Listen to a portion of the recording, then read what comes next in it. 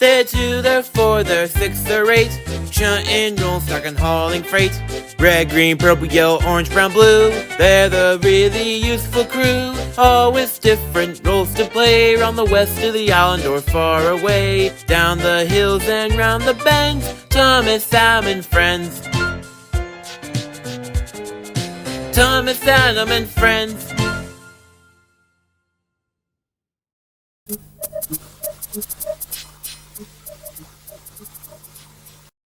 One of the newest engines on Sodor is Susie, an American tender engine who was built with their brother Jupiter, the famous American locomotive that created the Transcontinental Railroad. In the early 20th century, when steam engines in the States were put out of service, the manager of a new small branch line in the UK that ran through the George Sylvester Forest called in need of an engine to run it. Susie was immigrated to the new branch line in the 50s as the only engine available and met up with their longtime driver Calvin Plumber, the cousin of Sir Stephen Topham Hatt III, for the very first time. Both worked well together and grew a very strong relationship. And no, not as extreme as that one episode from Thomas and the Rail Tours, the subtle relationship between humans and engines like Edward and Sarah, Bulstrode and Tiffany, Mr. Hugh and Bedstead, Adam and his driver Amity, Glenn and the Earl, etc. But anyways, around the 60s, Dr. Beeching and British Railways came along and shut down the branch line. No one wanted to purchase Susie around the decline of steam in the UK or America, so she was abandoned in her shed, like Toby was on his old tramway.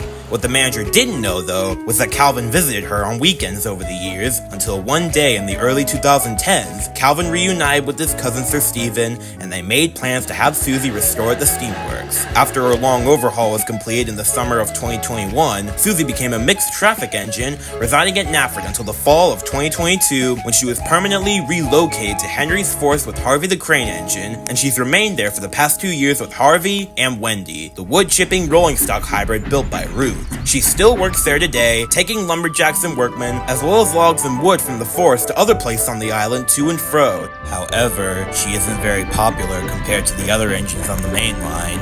One evening, Susie was making her way to Vickerstown before taking a goods train to Liverpool in the morning. The Vickerstown sheds didn't have all the engines in them, but the last 2 spots were taken for those that hadn't arrived back yet, so Calvin and Susie found a small open goods shed for the latter in the yard. Alright, Susie, I'm calling an Uber to take me back to the top of Manor. Night, Calvin. As Susie rested in the shed, she suddenly saw another massive tender engine pass by her. She was in awe when she noticed the distinctive design. My word, that's a Pennsylvania Railroad K4. What's he doing here? She then saw Adam arranging her goods train for tomorrow. Shine trucks in the yard, shine them near or far, getting them all arranged for the others to take away. Ayo, Susie, it's been a while. What's up? Adam, do you know who that blue American tender engine is? Oh, you mean Hank? I knew you'd see him one day. Yeah, he works from here to the mainland delivering goods with engines like Samson, Bear, etc. He's been on the island since 2008, and get this, he's only made a single appearance in Season 12 and the show as a whole. Wish he would have been made to CGI though, considering that Season 12 foreshadowed the next computer-generated era. But anyways, he left the island back to his hometown for a major overhaul in the late 2010s, but came back earlier this year, taking an old, decrepit, sentient yellow box van from the States back with him, which has since been rescaled for the British loading gauge, and last I heard he works on the Farquhar branch line. I even remember Hank giving him to Thomas when he was in need of a luggage van, which likely explains his transfer to Thomas's branch. You know what? I was wondering why that box van's description was so familiar. I remember hauling the forest maintenance train with Murdoch, and we saw Thomas passing by with that box van behind his coaches. I knew there was some American-based engine here, but not rolling stock. Well, actually, there is this one American brake van that works on the Little Western, alongside Toad. I even met him for the first time last year. I would tell you more, but it's getting late, and I'm tired, so I guess that's the story for another day. Good night, Susie! See ya! If Adam had stuck around, he would have noticed the pouty expression on Susie's face. That Mr. Pennsylvania guy seems so cool. Maybe a bit too cool. I mean, what would someone unpopular like me, who arrived here a year after CGI ended, have to compete against someone who the fandom appreciates, despite never showing the aftermath of his debut? While she was a kind and hard-working engine, she occasionally has some jealousy and self-esteem issues, feeling a bit alone, unnoticed, and insecure. The next morning at the crack of dawn, she and Calvin got up early and puffed out of the goods shed before backing down to their train. Surprisingly, Edward was there as well. Hello there, ma'am. You're the American engine from Henry's Forest that Calvin drives. Susie, was it? Yes, sir. And you're Edward. It's been a while since we last saw each other. After the whole Mr. Jackson incident back in February? Oh, yeah. The time when Sarah Hatt went missing and had eating and weight problems. Thankfully, she got help for all her issues after that mental nutcase of a coach was locked up. And last I checked on her before summer vacation started, she's doing much better and still calls me her favorite engine. Well, that's good. But anyways, what are you doing all the way over here? Well, every once in a while, I pull a special train at dawn known as the Morning Milk Train. I drop off milk at a couple stations along the main line for dairies, towns, and people having breakfast at their stations. Usually I pull this train, but because I'm getting older, Boko, Bishop, and Derek cover for me on occasion. With that, Susie and Calvin left Vickerstown and the island. A few hours later, while they were gone, Gordon had arrived with a local express, and after resting, he was now getting ready for his return trip to Knapford. Sorry, Gordon. We weren't able to switch the points for you. We won't be able to take your express back. What? Why not? Some teenage vandals were here early this morning and screwed up with my mailbox. Ugh, stupid troublemakers. The damage is being cleaned up, but we won't be able to switch the points from the sighting until then. Oh, the indignity. Oh well, things happen, but who's gonna take my return train? Don't worry, Gordon. I'll do it for you. I ain't doing much right now. Are you sure about that, Hank? Sure thing, Big G. Back in my hometown, my basis was known as a premier passenger hauling locomotive in the good old days. Be careful with the express. Also, one thing I need to inform you of that I was going to tell Gordon is that I got a message that the main line is blocked due to an old fallen tree in Henry's Forest. You'll have to take a detour along the Normie branch line, but make sure to go slowly over the coastal tracks to prevent your way from causing any problems. You can make up the time and pick up regular speed at Crocus Gate. Thanks for the warning, sir. We'll be careful. Rosie had already shunned the coaches to the platform, and Hank backed up to them, giving them a biff. Ow! Hey, Gordon, what was that for? I'm not Gordon. He's unavailable at the moment. Sorry about that. I have a young teenager driving in my cab today. Oi, be careful, young man. Those are delicate, expensive coaches. Sorry. That boy ain't right. Now on the mainland, British Railways were in a train driver crisis, so teenagers were being enlisted for the job, with adult supervision of course. The same could be said for Brandon, the teenager taking over for Hank's sick driver. However, like most teens, he was reckless, rebellious, and refused to listen, and he loved driving Hank at a fast speed. Hey, watch it with the speed. I'm wobbling on the tender back here. Just be quiet and fill this baby up with coal, while I do the fun part. As a side note, the local express wasn't actually carrying passengers back on the return trip, which was going to be a good thing, for if they were, the people wouldn't have been around to see the aftermath of the inevitable. Meanwhile, Susie was still taking her goods train to Liverpool. As she puffed along the Furness coastal line, she thought about her jealousy towards Hank. She was puffing towards the rail tour train, which was waiting for her to pass so it could divert onto her line. However, the engine pulling the train was blue, and from a distance, with Susie's paranoia, looked a lot like Hank, her new arch nemesis. You! I'm so sorry. I thought you were someone else. Okay. No harm done, but there will be if you're not careful next time. Now please move out of the way, Miss American Engine. I have to take a rail tour to Sodor. Alright, sorry about that. Man, I wonder what my cousin Tornado would say if she were here. Now where was I? Oh yeah, I looked into Hank a bit, and it turns out he ticked off Thomas on his first day by calling him little. Furthermore, there's a video from the fandom where he crashes on the dang beach. He should have been left there to rust longer than Bulstrode. Or, even better, how about he go push off and immigrate back to his hometown again? I wish that during his overhaul, the men stripped all his parts off and scrapped. Enough! For King Orchard's sake, will you please be quiet? It's already hard enough to try to see where you're going and driving you at the same time. But to top it off, all I've been hearing for you all morning are complaints.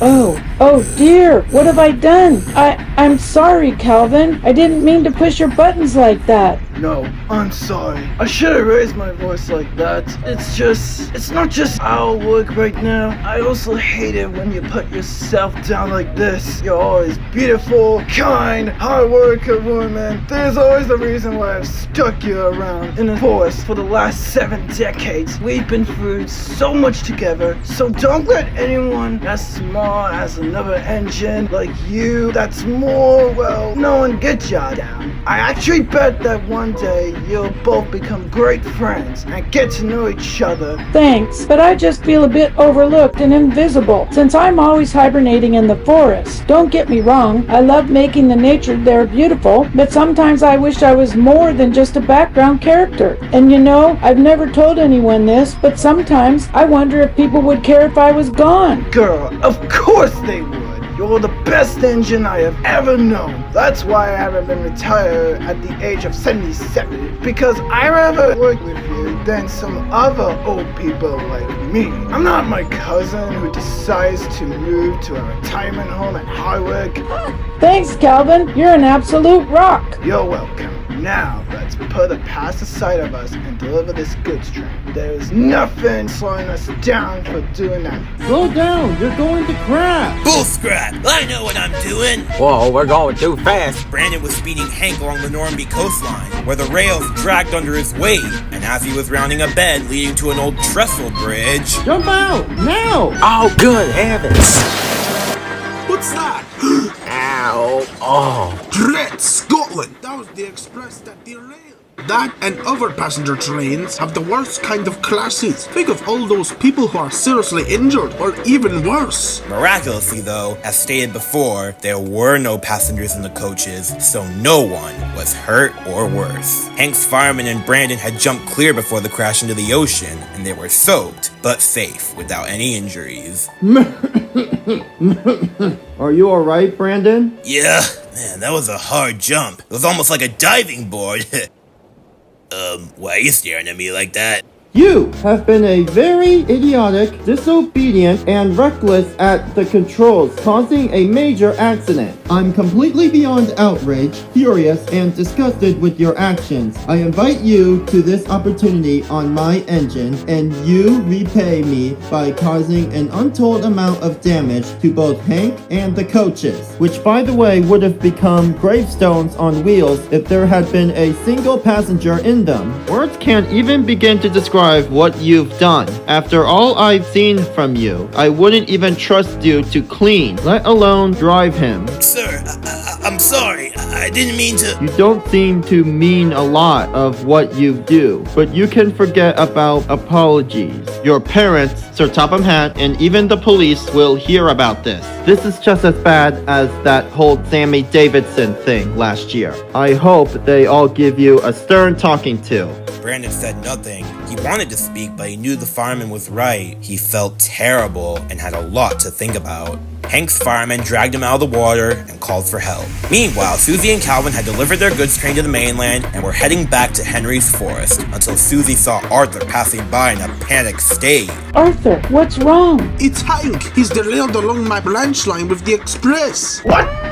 It seems that Gordon is out of action for some reason, which is why Hank took the local express. But he's crashed along the old trestle bridge on my branch line, and his coaches are scattered along the embankment. I don't know if there were passengers in them though, but I shudder to think the outcome if there were. Susie was both mortified and guilty for making those remarks and complaints about him earlier. Despite only just learning about him, the American tender engine knew she owed Hank an apology. As for Hank himself, help soon arrived at the old trestle bridge. You should have seen James 7 years ago when he sped down the line and crashed into the shed wall. Adam arrived as well with a red coach carrying Sir Topham Hatt and the police to discuss Brandon's crime. The damaged express coaches were taken to the steamworks to be repaired, as well as Hank by Emily, the number 12 safety engine, and Rocky. Don't you worry, my friend. We'll have you and the coaches repaired in no time. Just then, they saw Susie puffing towards them. Hola, welcome back to the steamworks, Susie. Haven't seen you since January. Yeah, hi Victor. I'm just here to visit an engine being repaired. Of course, be my guest. Hello there, Hank. Well, bless my bell. You're an American engine just like me. Indeed I am. I was brought here and restored back in 2021 and do maintenance work within Henry's Forest. My name's Susie. Well, it's nice to meet you, Susie. But wait, how do you know my name? Adam told me about you when I saw you at Vickerstown, and I may or may not have been a little jealous of you. But after that accident you just had, I regret it. Susie told Hank what she'd said about him, knowing that he most likely would be cross at her, but instead, he smiled. No need to worry about it, ma'am. It's alright, even though I don't approve of what you said. I see that you've learned your lesson. Thanks for checking up on me. It really brightened me up, especially with the familiarity of our original culture from the land of the free and brave. Well, seems like you're both becoming really good friends. See? What did I tell ya? Maybe even more than that. Lottie and Lassie sitting in the steamworks. Hey, stay out of this, partner. Let us American ninjas have our own time. Ugh, whatever. I was just joking. You know something? This here career reminds me of a fatal Woodbridge train disaster at my home area along New Jersey in the evening of the 6th of February 1951. A locomotive named the Broker was going too fast and crashed near an old wooden bridge. 85 folks were lost that day. It is a mighty fine miracle there aren't no passengers. Otherwise, history would have repeated itself. Agree. That reality is way too surreal. But the good thing is that everyone's safe and no one was hurt. Aw, dadgummit, I've just realized Gordon and I give me quite the airful. I beg to differ. I mean, sure, he'll be ticked off that his coaches got damaged, no question. But I've known him long enough from the media and in person, or engine, for him to know that it wasn't your fault. It's that darn meddling kid who's to blame. Agreed. I'm sure he'll be punished or put on house arrest. Well, on the bright side, it looks like the both of us have learned something off you today. Don't let insecurities or carelessness get the better of you. And for a little while longer, Hank and Susie began chatting like old friends. But as the box television in the works was turned on and the news story of Hank's derailment was shown, Susie couldn't help but stare at Brandon. Why do I feel like I've seen him somewhere before? You have? Oh yeah, in the spring of last year. He was one of the kids on that field trip from the school of Knapford to the campsite on the Farquhar branch line that used to be the old lead and uranium mines. I also recall Thomas telling me that he saved an injured girl on that trip. Wow, what a coincidence. I guess there's just one more speck of proof that we live in a small world. Ain't that right? Sure is, Hank.